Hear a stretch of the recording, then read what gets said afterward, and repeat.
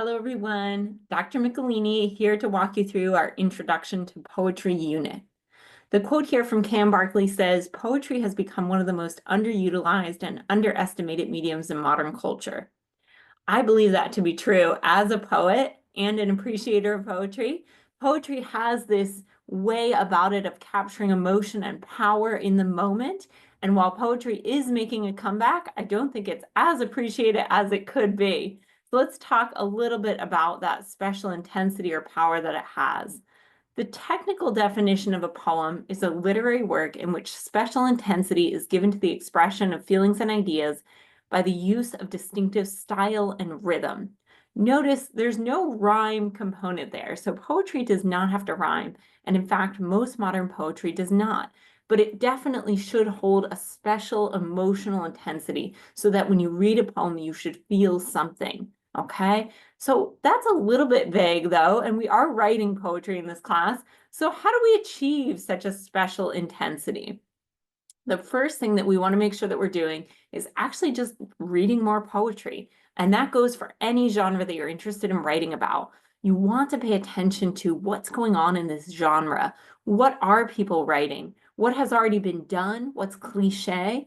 And what has yet to be explored? What does your original, unique voice add to this genre? Because it does add something, I promise you. Each of us live unique lives with unique experiences.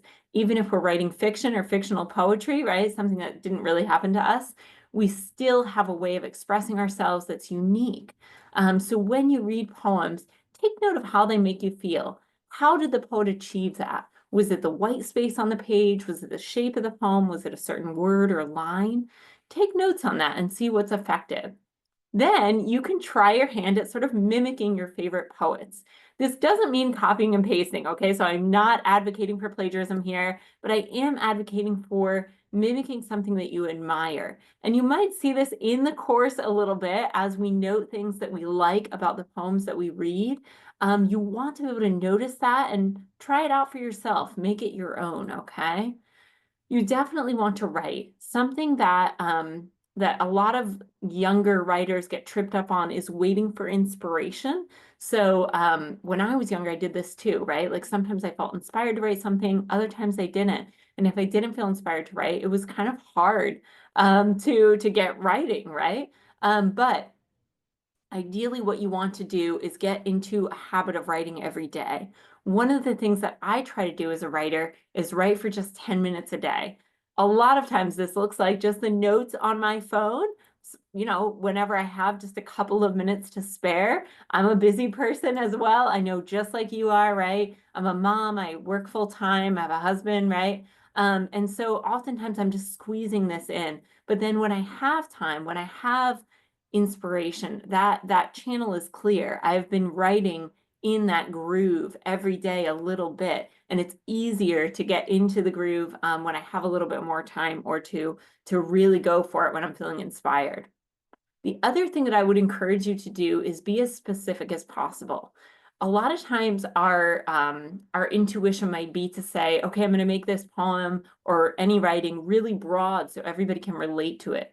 But in actuality, that backfires. When we talk very, very generally about our experiences, it actually makes it harder to relate to. And so even if people can't relate to my specific life and experience, the more specific and detailed I am about my own life, the more people get sucked into that and the more that they can relate to it, weirdly. I know it's the opposite of what you might think, but you don't want to go for those broad strokes. The last thing that you want to be able to do is be able to edit. This is called killing your darlings because we're all in love with our own little darlings, our own words and works, right?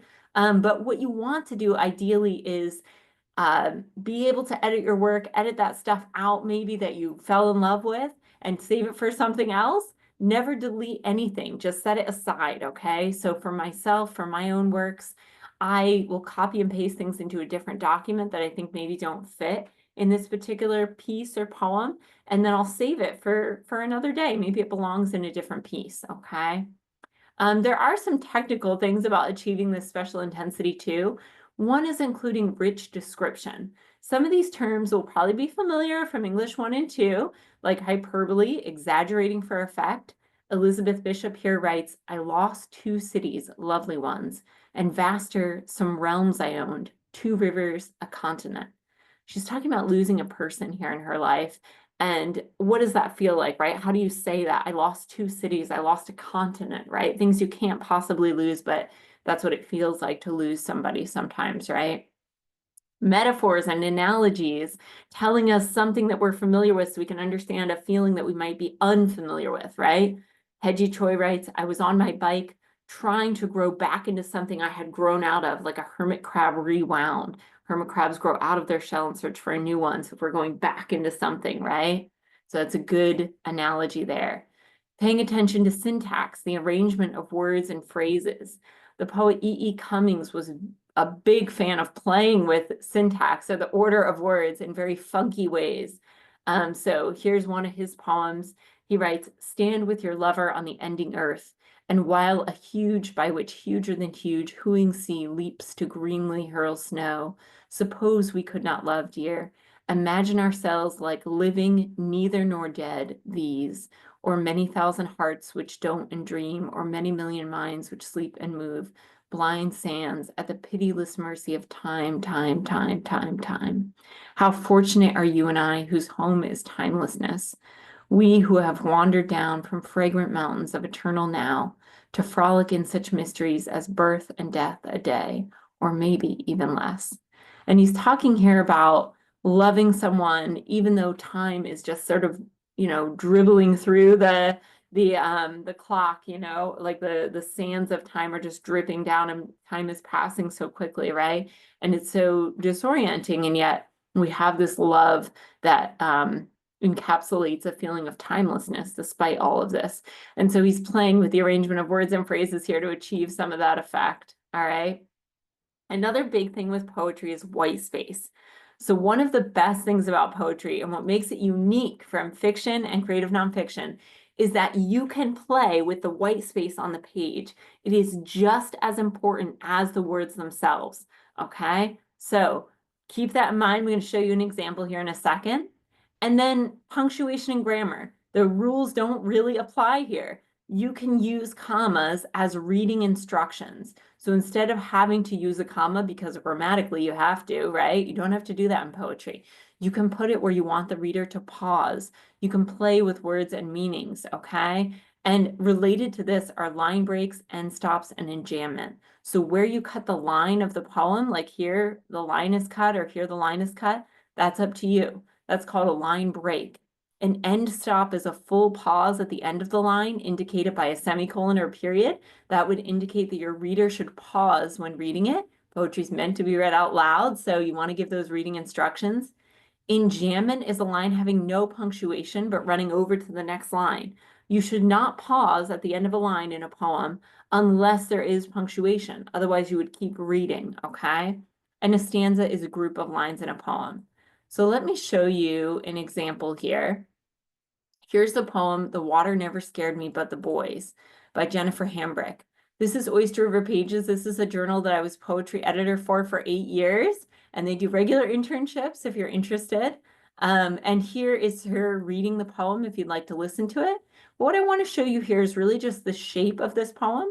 You can see it's a column that she's used the white space very effectively here, and that she's enjamming quite a bit. So she has the title as part of the first line of the poem.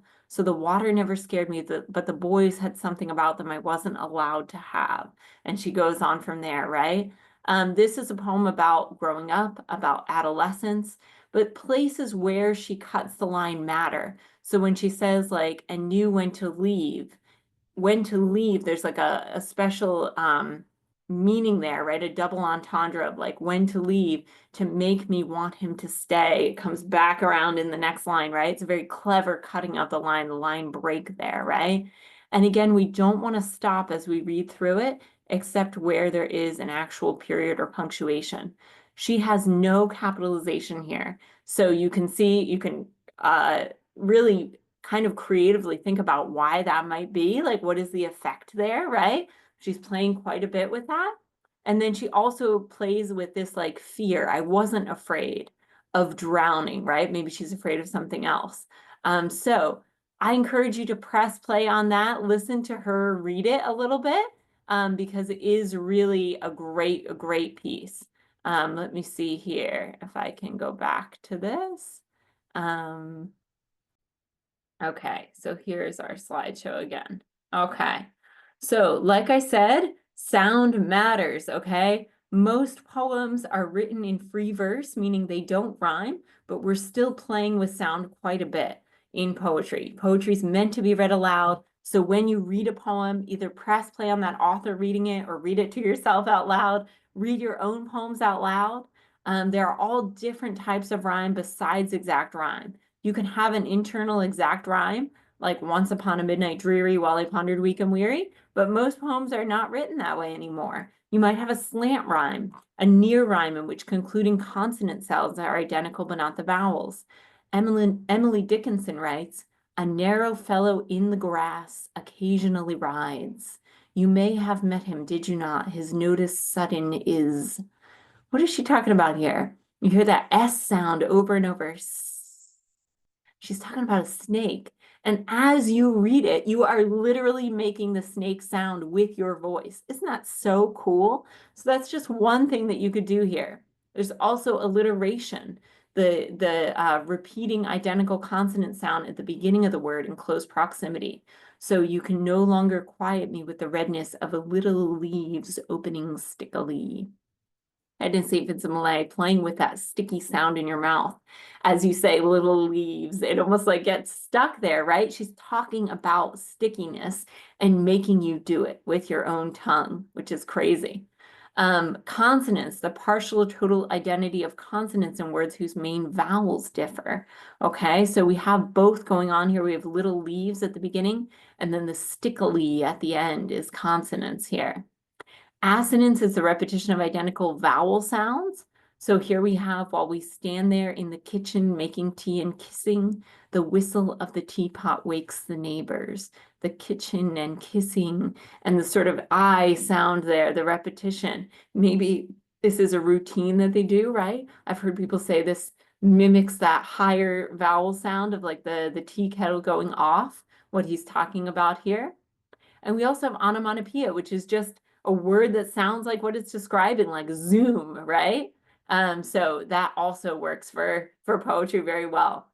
This is an old show that you might not know. It's called Whose Line Is It Anyway? They always used to say it's where the rules are made up and the points don't matter. And poetry is kind of like that. The rules are made up and the rhymes don't matter. There are very few rules that are hardcore when it comes to poetry. The idea of it is to play, and your responsibility as a poet is really to play with the words, to play with the sound, to play with the white space, to play with the line breaks, to be aware that all of these tools are at your disposal and you want to fully embrace them when you approach poetry. Don't write, all the way to the end of the line just because the line ends there in the Word document or Google Doc, right? Play with it, have fun with it. I hope that you enjoy this unit, and I look forward to talking with you more about it. Have a great day.